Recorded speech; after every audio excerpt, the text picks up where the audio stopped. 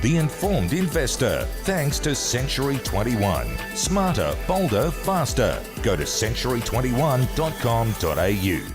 That's the place to go. The chairman of Century 21 is Charles Tarby. He joins us every Monday night. Evening to you, Charles.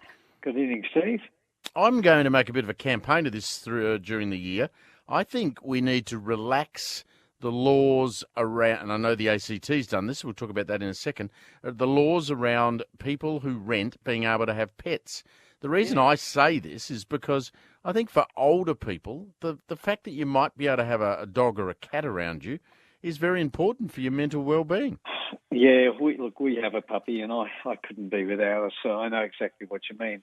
And they're very comforting all the way through. It's been a big issue, though, Steve, for a long, long time. I know the Andrews government in Victoria, they've changed the laws quite considerably. I think the rest of the country is actually quite slow to catch up. I think they might have gone a little bit too far in some ways, but mostly it's an area that needs massive change. But going back from my experience out in the field as a real estate practitioner, one of the issues was if you got somebody who bought a new investment property and they wanted to rent it out, and then 6 months later they came back and it had rip marks or dog smells or whatever, that became part of the problem.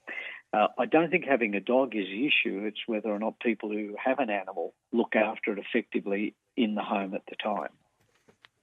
And you find a lot of people don't?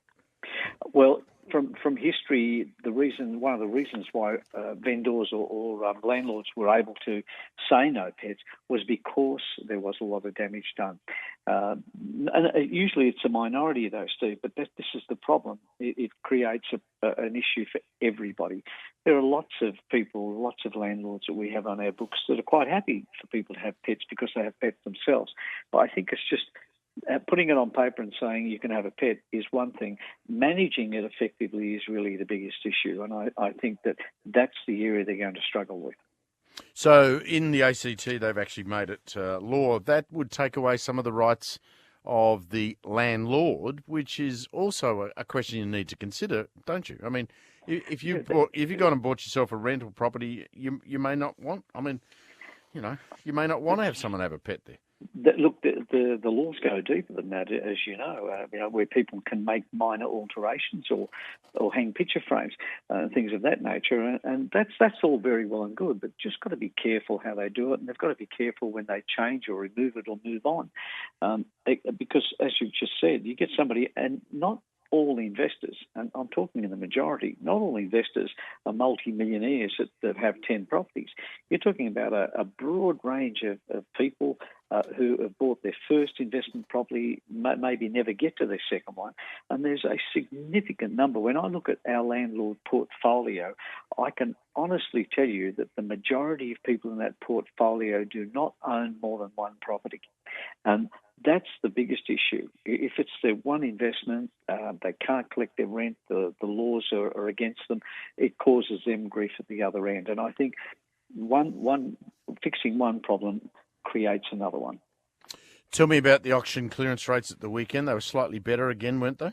It's been a pretty good run for the Sydney market and the Melbourne market, although they're not as high as last year. I mean, Sydney was 65.1 last year and Melbourne 70.6 respectively. But Sydney's in the high 50s and Melbourne in the early 50s. But considering the talk around the market, considering that the market's crashing and you shouldn't go anywhere near it, and negative gearing issues, Royal Commission issues, I think the clearance rates at any time when they're above 50, 55, up towards the 60s, is a very good margin to look at the marketplace by. Particularly when you consider we're in the shadow of a state and federal election, which normally gets people to sit back and wait a bit anyway, doesn't it? Oh, always. We've had so many reasons for people to sit back and wait. I mean, last week there was another report that came out. I cannot remember who it was. I somehow blacked it out. They said that they think the market's not going to drop 20 or 30%. It's going to drop 50%. And I keep looking at these I don't know who they are, where they come from, or how they get their statistics. They have been wrong year after year after year, and it scares people. And then you got the election on top of that. People are just very, very frightened to do anything.